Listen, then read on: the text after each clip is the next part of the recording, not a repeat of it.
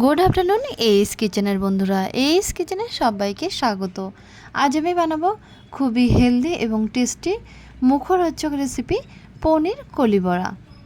সকালে বা বিকালে টিফিনে যে কোনো সময় আপনি এই রেসিপিটা বানিয়ে খেতে পারেন।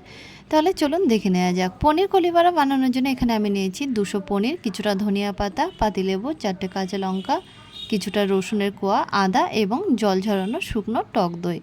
প্রথমে পনিরটাকে দেখুন আমি একটু পিস করে কেটে নিচ্ছি, একটু বড় সাইজের পিস করে কেটে নেব।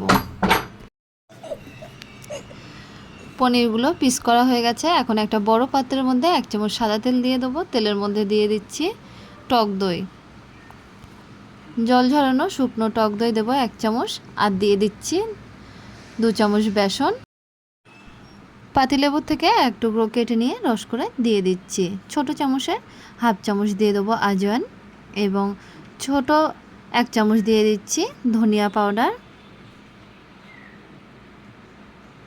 1/2 চামচ দেব জিরে পাউডার, 1/2 চামচ দেব গোলমরিচের পাউডার এবং 1/2 চামচ দেব হলুদের পাউডার, 1/2 চামচ কাশ্মীরি লঙ্কার পাউডার, আর স্বাদ মতো লবণ দিয়ে দিচ্ছি। বিট লবণ বা সাদা লবণ যে কোনো লবণই ইউজ করা যেতে পারে। এখন মিশ্রণটা বেশ ভালোভাবে মিক্সড করে নেব।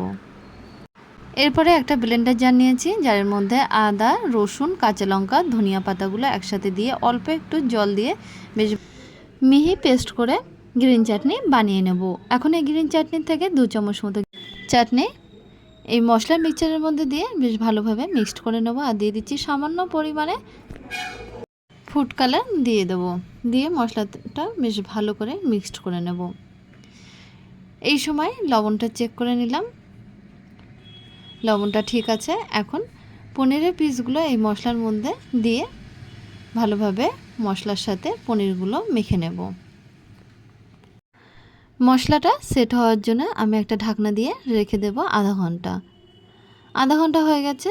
পনিরের গায়ে মশলাগুলো বেশ ভালোভাবে মেখে গেছে। এখন মিডিয়াম ফ্লেমে একটি কড়া বসে কড়াইয়ের মধ্যে বেশ কিছুটা সাদা তেল দিয়ে গরম করে নেব। তেলটা গরম হয়ে গেলে দেখুন পনিরগুলো, মশলা মাখানো পনিরগুলো একে একে তেলের মধ্যে দিয়ে দিচ্ছি। মশলার কোটিংটা যত ভালোভাবে পনিরের গায়ে বসবে তত কিন্তু এই পনির কলি বড়াটা খেতে ভালো লাগবে। দুটো সাইডে বেশ লাল লাল করে ফ্রাই করে নেব, তাহলেই তৈরি হয়ে যাবে পনির কলি বড়া। গরম গরম পনির কলি বড়া খেতে কিন্তু খুবই ভালো লাগে। একদিন বাড়িতে বানিয়ে খেয়ে দেখবেন, আশা করছি ভালো লাগবে।